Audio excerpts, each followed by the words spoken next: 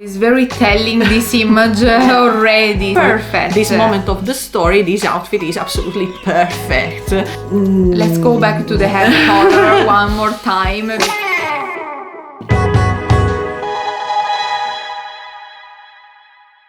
Hello everyone and welcome back to our color analysis channel. My name is Alessandra. I'm Giulia. And today we are here to talk about the analysis of Anne Hathaway. So we are ready to watch Devil Wears Prada 2, right? Absolutely. We loved The Devil Wears Prada 1 already.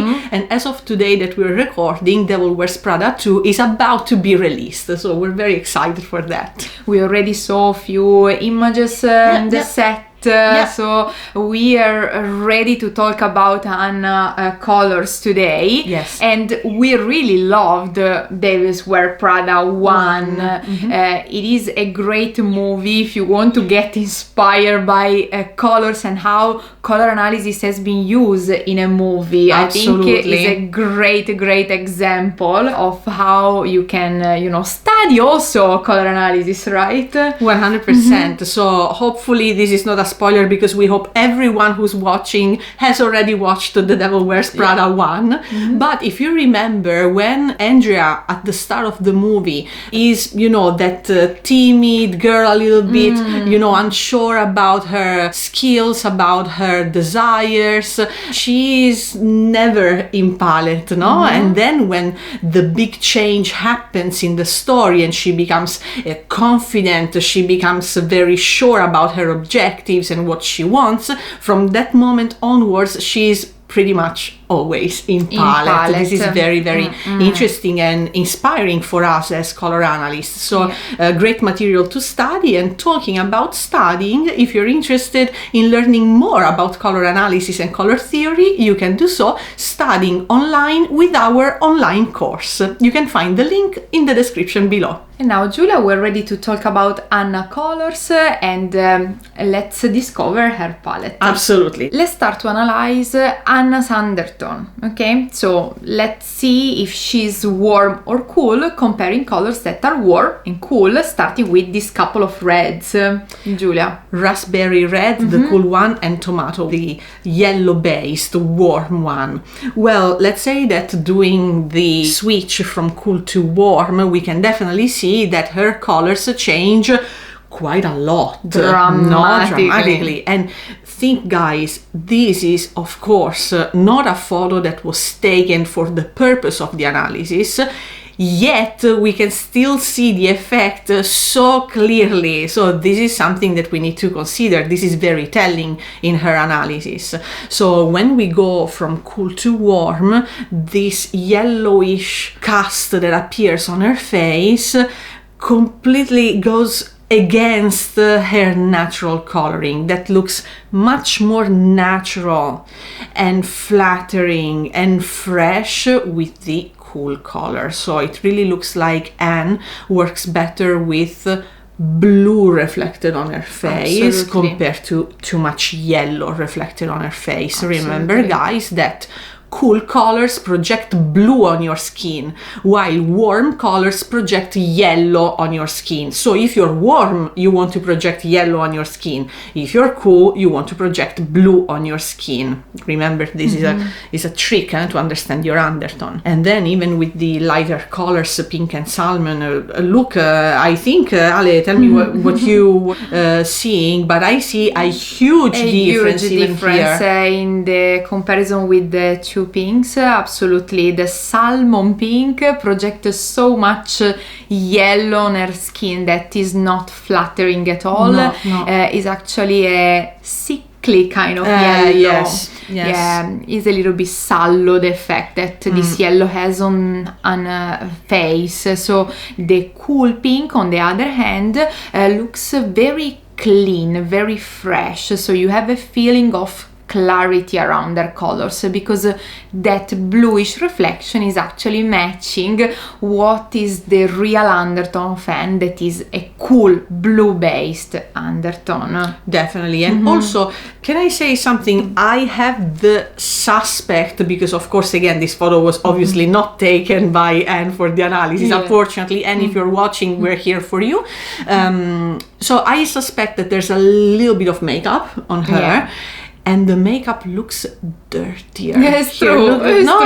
it looks a little bit muddy, while with the pink, even the makeup looks a little bit not cleaner, and it looks like there's less makeup. While with the salmon, really something doesn't work. Incredible what colors can really do to everything we have on the face, right? To our hair color, to our eyebrow, to our makeup. It can really change the effect on the makeup as well. That reflection is incredible. And of course, if you know how to trigger that reflection, you can really do a lot of things. So it's powerful. It's a really powerful tool. And blue, navy and brown, oh my god, I don't have any doubt that her undertone is cool. Blue, navy, much better than brown. Much better. The brown looks a little bit boring, no? Around her. Doesn't look like it naturally matches. And this is quite interesting, because if you look at Anne's features, she has brown hair. She has brown eyes, so one would think, look, brown must be a good color on her. But as we can see, it's not a matter of hue. So if you have brown hair, doesn't mean that brown is necessarily a good color on you, no? Like if you have blue eyes, doesn't necessarily mean that blue is one of your best colors. There's much more to it, okay? And here Anne works better with navy. Silver and gold. No doubt, silver works so much better than gold. Gold, of course, represents the yellow side, so imagine how yellow reflect on the skin, and it's very visible. I think this image in particular, silver and gold next to each other in the same screen, is very self-explanatory. I don't think we need to add anything else because it's so obvious. So Alessandra, can we confirm undertone? Cool. 100%. So her season is going to be winter or summer. We already know that she's not a spring, we already know that she's not an autumn, but how do we decide if she's winter or summer? What's the difference?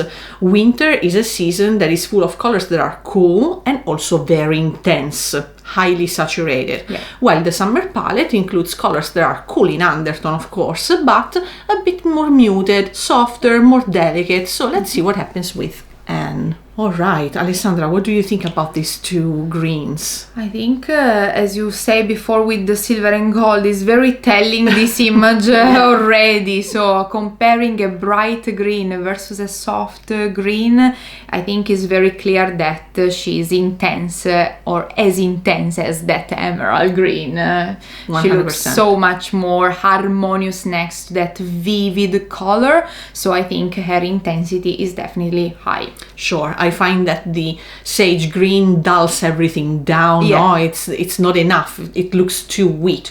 Next to her colors that are quite strong, very clear. You see that the skin is very intense, hair color very intense, eye color very intense.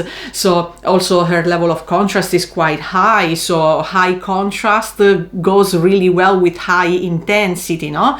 So the emerald is definitely a better choice for her compared to the sage. So we can tell now that she has a cool undertone. She has a high level of intensity. Her palette is winter. 100%. So top left corner of the color analysis graph. Now we have three subgroups within the winter palette, which are winter bright, with the brightest colors of the palette, winter deep with the deepest or darkest colors of the palette, and winter cool with the coolest colors of the palette. So since she's a winter, of course they all work well on her, because if a person is winter, they work well with all the winter colors, but probably the colors from one subgroup in particular are going to be especially nice on her. Okay, the special ones. So Alessandra, let's start with winter bright. then we go to winter deep, and then we go to winter cool. All right, what do you think about this overview of the 3 subgroups? I think that all the winter palette is working extremely well on Anne. I think there's no doubt that she is a winter bright match her brightness.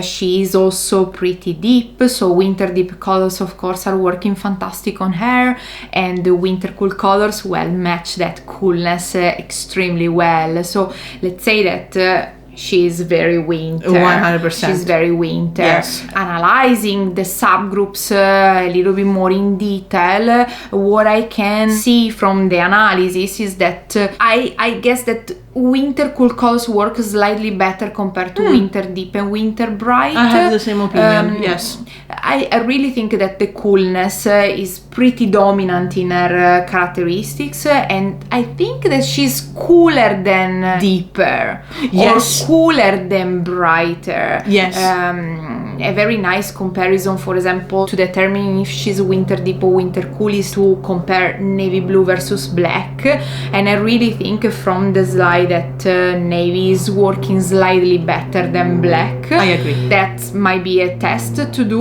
when we analyze and go in detail in the subgroup. Sure. What do you think about the subgroup? I have your exact same opinion. I have a preference for winter cool. I believe for how the analysis went that she's cooler than she's deep, definitely, and cooler than she's bright. Yeah. But I would like to have a look at the borderline subgroups to confirm, Exactly. because if she's winter cool, she's somehow close to summer cool, while if she's winter bright, she's close to spring bright, and if she's winter deep, she's close to autumn deep. So if we have a look at spring bright, yeah, you see the undertone is too warm already here. So the brightness of spring bright is not enough. Yeah. And if we have a look at autumn deep, I think it's very obvious that she's not even close to the autumn palette. Absolutely. While with summer cool, while we can still see that summer cool is not her palette, is summer cool working better than autumn deep and spring bright? Yes. The answer is yes, it is working in my better. opinion as Yes, well. yes. So what do you think? Totally agree with Sure. that analysis. I think that we can see that summer cool is definitely not her palette. She's definitely much more intense and also deeper than the colors inside the summer cool palette. But I have a preference for summer cool in comparison to autumn deep and spring bright. Yes, yes. And that is enough to give a subgroup at the end. So winter cool, I think Anne is winter cool. Absolutely, very, very winter, but we have a preference for winter cool. Yeah. Amazing. So Alessandra, let's have a look at photos of Anne Hathaway. And let's see some photos of her in palette. What can When we she say? is wearing her palette, it's very visible that the colors really match and really harmonizes with her natural colors, and she looks so natural, so beautiful, so harmonious. Everything looks amazing here. Absolutely. From the jewelry to the crystal clear white of the dress to the hair color, To the even. hair color. Perfect. Really nice. Yeah. Of Silver. course. Silver, and even the purple background, not bad at all, but the cool makeup, the cool hair color, jewelry, everything is absolutely fantastic here.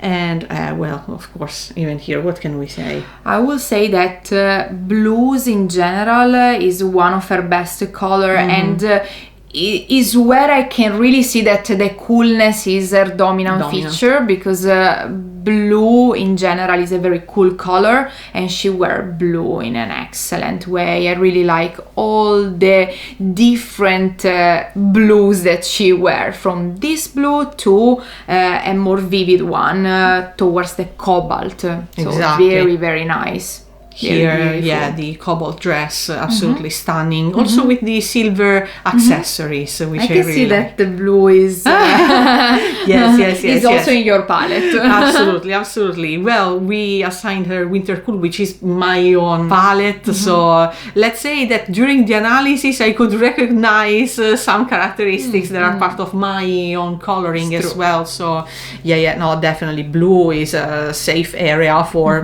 people who have a very cool undertone. tone. Of course, even black or a cool red. So yeah, here very, very nice with Very the nice. even deeper, cooler lipstick. Very, very beautiful. And of course, even with white. And look at the contrast with the glasses that are black. So black and white contrast works very well on a winter. Absolutely. Absolutely fantastic. Yeah, when she wear her palette, definitely you can really tell that these colors are working. Yeah. So white, black, navy, cobalt, deep red, silver, purple. It's exactly the area where she thrives, no? Let's see though what happens when she's not in palette. So we go more towards the gold, brown, autumny colors. Can really tell that is not her palette. This one is actually her opposite palette. From the makeup to the dress, gold is not a flattering color on her. You can really tell that she doesn't look dynamic. She loses that energy and she looks a little bit more tired, a little bit heavy. All these colors look heavy on the face. Totally agree. Even here, you know, when you have naturally such high contrast with ashy brown hair and you go do these golden highlights, something, you know, really doesn't work, no? He's losing all her coolness. So her color, I think, plays a very important role in our appearance, because imagine her frames our face 24/7. So here what is not working is definitely her hair color. Sure. Even with this dress here, she should give this dress to you. Yeah, really, you know, true. really autumny, delicate, warm, It's true. But on her, we can really tell that it doesn't work. Yeah, the effect is a little bit old, so she looks like that she's older than her age. She actually is. Yeah. This is an image from The Devil Wears Prada 1. Yeah. Look, it's not as bad as the gold, It's true. I'd say. It's true. But this is a summer cool color. Still not intense enough. Yeah, it's not intense enough, but all the style, all the image that she has is weak. You have the feeling of weak, but because she's representing that character, right? Exactly. So this is actually perfect for the story, no? Perfect. For this moment of the story, this outfit is absolutely perfect. So again, what a huge power colors have. Absolutely. Let's go back to the hair color one more time, because it is incredible to see how much hair color change our appearance. If they're not in palette, you can really see it. Yes. Hair color is absolutely key. It's very, very important to get right. You know, if your t-shirt this specific day is not in palette, it's okay. At the end of the day, you take it off. But the hair color, as Alessandra was saying, frames your face at all times. So it's really important to get it right. And here we are in the completely opposite way where she should be according to color theory. Of course, she's still beautiful. It's not a matter of beauty. It's a matter of color theory. Here, color theory is not respected. And even in this outfit... look, you can see the heaviness of the gold here. Even if she has a black underneath, I think the gold looks heavy. I don't know, there's something that is not harmonious. The fact that we recognize that the gold is the, let's say, problem here and black is actually a good thing is another way to confirm that she's a winter, no? Because black is the only element color-wise that is saving the situation a little bit. But the rest is not harmonious, no? Okay, what do you think about this white, Ale? I think this white is very nice when you compare it straight away with the vivid white that we saw in the imaging palette, and you can really tell the big difference that even white can give to the complex, because here that cream in combination with the gold, with the makeup that is a little bit warm, it really emphasizes an heaviness feeling, not in palette feeling. While when she wears a vivid white that is cool, bright, and in her palette, you can really tell that even white can have a big impact on how we appear. Alright, Ale, so we analyzed Anne Hathaway and came to the conclusion that she's a winter subgroup cool. So specific profile, winter cool. So guys, thank you so much for watching the video until the end. We really hope you enjoyed the analysis. Let us know what you think about Anne Hathaway's colors with a comment down below, or let us know if you're going to watch The Devil Wears Prada too. We definitely will, as you can tell already, and we're gonna see you very soon on this channel with more videos. Bye bye!